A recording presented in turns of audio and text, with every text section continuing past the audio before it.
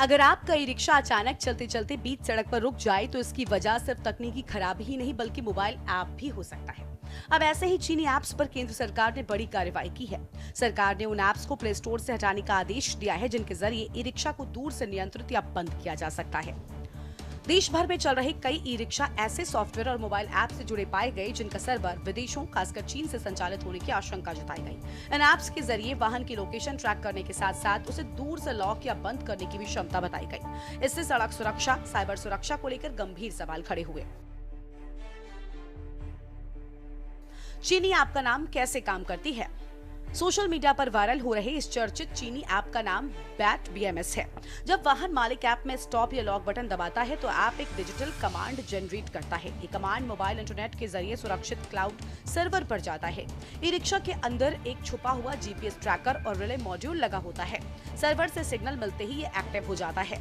Relay module तुरंत ही e rickshaw के मुख्य बैटरी से मोटर कंट्रोलर में जाने वाली बिजली की सप्लाई को कट कर देता है, जिससे ई रिक्शा वहीं रुक जाता है और चाबी लगाने पर भी स्टार्ट नहीं होता। हमारे रिक्शे चलते चलते एकदम से बंद हो जाते हैं और बोलते हैं कि ये लॉक हो गया बैटरी। फिर लॉक बैटरी वाले के पास जाकर खुलवाता हूँ, 100, 150, 200 रुपया लेता है।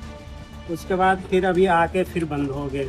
फिर से लॉक कर दिया किसी ने? मतलब हाँ, किसी ने फिर से लॉक कर दिया है। आप इनको ऐसे चलते चलते बंद मत करो। इनकी सवारी जा रही होती है, कुछ जा रही होती है, बेचारे रोजी रोटी के लिए घर से निकलते हैं।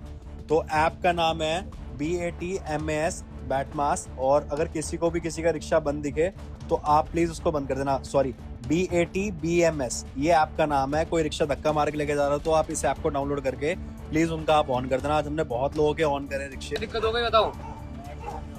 किसी ने बंद कर दी? रुक जाओ, तुम्हारी चालू करवा रहे हैं भाई। भाई ये सब मत करो यार, छोड़ दो। हो गई चालू भाई? होगी भाई, बहुत बहुत मेहरबानी भाई। चलो कोई बात नहीं भाई।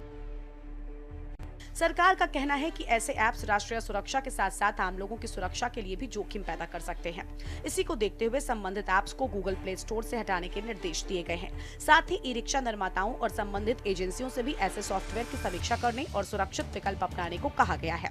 विशेषज्ञों का मानना है कि इंटरनेट से जुड़े वाहनों में मजबूत साइबर सुरक्षा बेहद जरूरी है। अगर किसी वाहन का नियंत्रण दूर बैठे व्यक्ति के हाथ में चला जाए तो दुर्घटना की आशंका बढ़ सकती है और ऐसे में सरकार की ये कार्रवाई भविष्य में साइबर खतरों को कम करने की दिशा में अहम कदम मानी जा रही है। ई रिक्शा अब सिर्फ परिवहन का साधन नहीं बल्कि डिजिटल तकनीक से जुड़ा वाहन भी बन चुका है। ऐसे में सुविधा के साथ सुरक्षा भी उतनी ही जरूरी है। सरकार की कोशिश है कि किसी भी विदेशी या असुरक्षित ऐप के जरिए आम लोगों की जान और देश की सुरक्षा से समझौता न हो। फिलहाल सरकार के निर्देशों के बाद संबंधित ऐप्स पर कार्रवाई की प्रक्रिया शुरू हो गई है। आने वाले दिनों में ई रिक्शा सेक्टर के लिए नए सुरक्षा मानक भी लागू किए जा सकते हैं। इस पूरे मामले पर हमारी नजर बनी रहेगी। फिलहाल दिल्ली में ई रिक्शा को दूर से रोकने वाले 2 चीनी ऐप्स अब बंद होंगे।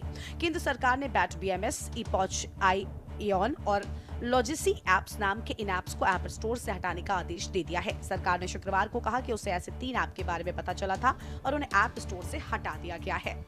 ब्यूरो रिपोर्ट, के न्यूज़ इंडिया।